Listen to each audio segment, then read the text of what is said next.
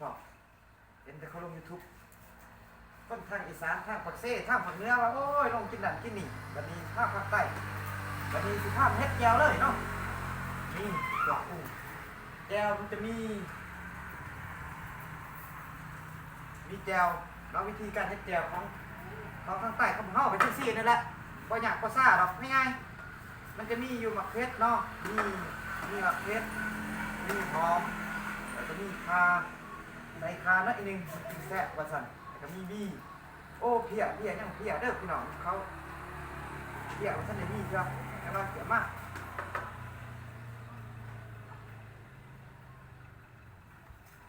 ยังไปเอาอยู่ยังอุเพียนี่ต้องได้อุก่อน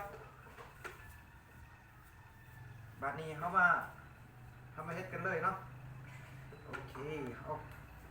หอมจังนั้นก็ใส่ในกันเอาข่าใส่เลยเอาข่าใส่เอามะเขือใส่อีกบาทนี่เฮ็ดเป็นเพชรมันจะมีแซ่บใส่น้ำเพียให้เอาน้ำเพียมาบาทนี่อุ้ยใส่น้ำเพียอุ้ย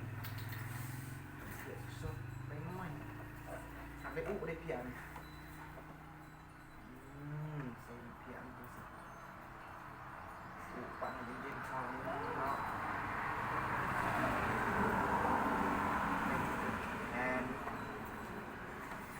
แคนบะหมี่แล้วมันแซ่บพวกแคนนี่ก็แซ่บ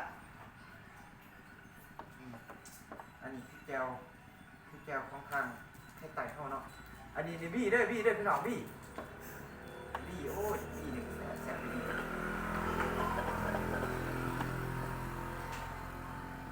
มากินน้ำกันยิ้วจังสิโอ้ยยังติดเขา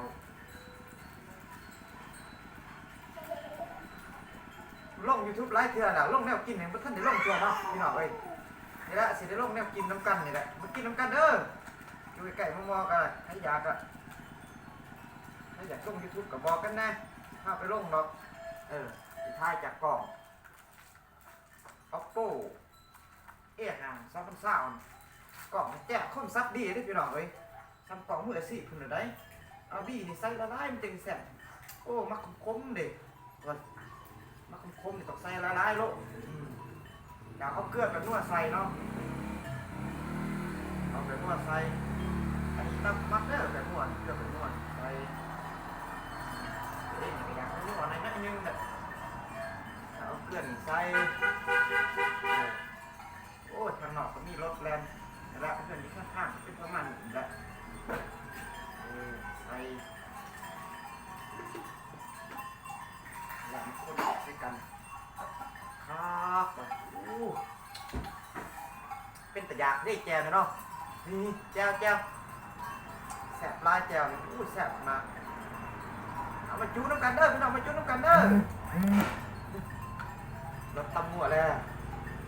มันนี่คิดสิหัวเท่านั้นคือรถตำหัวแล้วได้ดิพี่น้องเอ้ยหัวเขาทีนี่ลายบ่เป็นหัวจากท้องหรอกแต่ละมือบนเป็นหัวเขาโอ้ยชิมมาก่อนเด้อ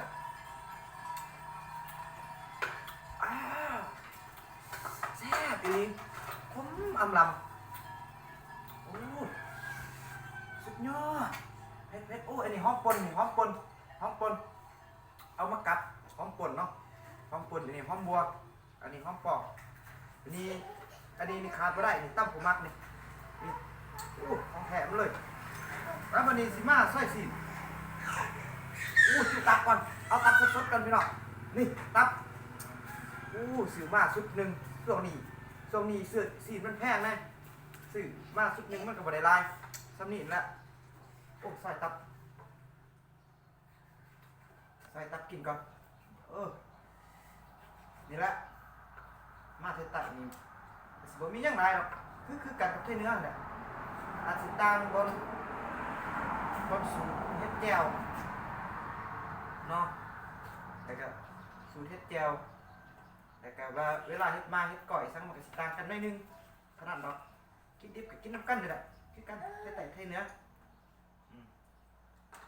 นี่อันนี้นี่สินี่สินค้าลายคักแน่สิไม่นี่แหละไปสืบมาของย่านี่ไม่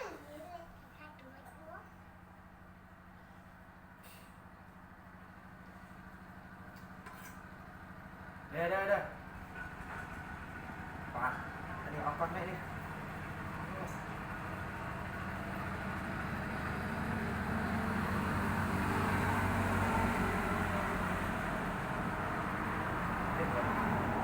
อะไรหรออะไรซอยโลทำยันดีพี่น้องไปมาเด้อกินกันเด้อเดี๋ยวก่อนเห็นแต่เขาลงใน YouTube กับพี่น้องเห็นแต่เขาลงใน YouTube โอ้ตัวเองเห็นดิเดี๋ยวเดี๋ยวสิลองซิมก่อนว่านี่อันนี้ข้างในมันนี่ข้างในโอ้3,000ต่อเดือน3,000ยังประจักษ์กันแต่กินกับของเป็นข้าวขนาดแบบไรมาเนี่ยไรมาเนี่ยมาเนี่ยควรเลยมาพี่น้องมากินกันมากินแซ่บๆนัวๆจังสีเลยละกำมึดนี่โอ้เดี๋ยวละซอยแล้วประมาณนี้บ่ได้ซอยหลายหรอกซอยให้เบิ่งก่อนสิลองซิมให้เบิ่งกันเด้อเอาตับกันนะนี่ตับโอ้ตับนี่ที่กินจามมันสีมันมีคาเนาะมีคามีหอมบัวมีมะเขือเกลือเป็นนัวเพี้ยแล้วก็บี้บ่มีบี้นี่มันบ่ขมมาได้พี่น้องก็มีบี้มันสิขม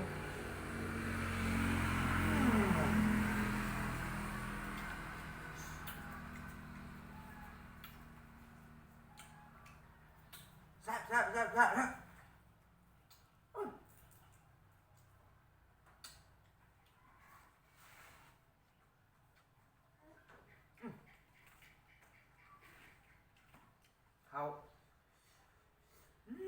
ข้าวเหนียวแซ่บ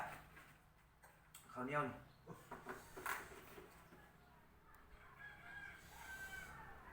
จับมันก็ขมเหมือนกับตัวนี้ลูกเพิ่มรสชาติขมอีกพี่น้องน่ะแซ่บนี่มันแซ่บ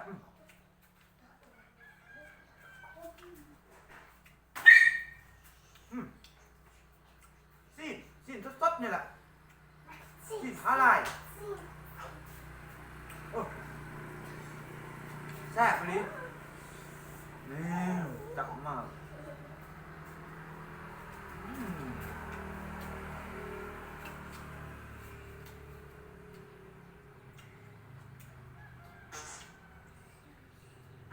มา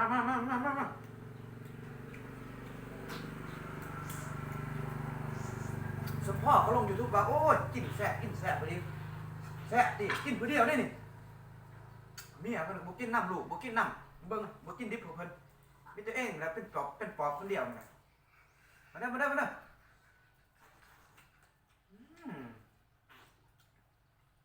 ียเพิ่นยังขาต้มอยู่เมียกับลูก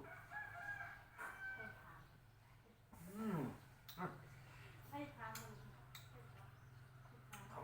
องแท้แก้วเพชรได้ใจมัน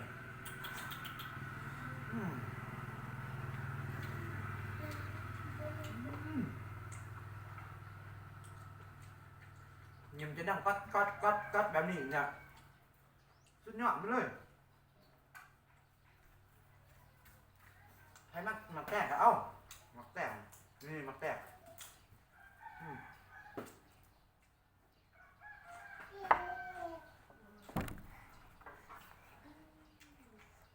Yesun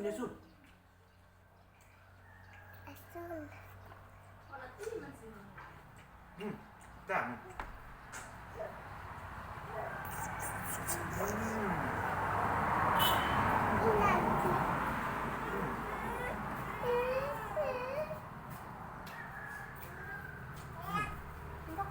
Apa lắm Akan untuk start.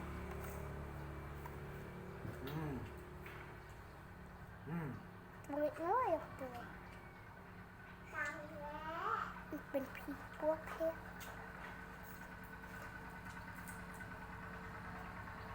แซ่บไปเลย จ่าบิ๊ก แซ่บ